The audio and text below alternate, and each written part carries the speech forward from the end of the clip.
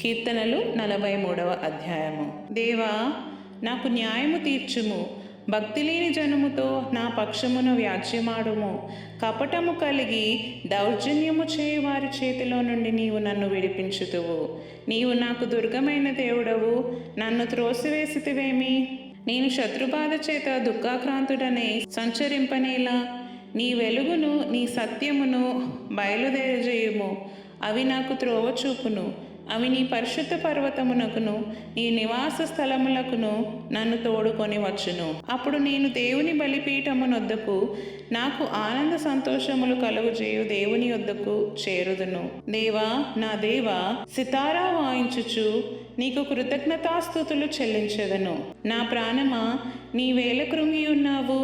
నాలో నీవేళ తొందరపడుచున్నావు? దేవుని యందు నిరీక్షణ ఉంచుము. ఆయన నా రక్షణకర్త, నా దేవుడు.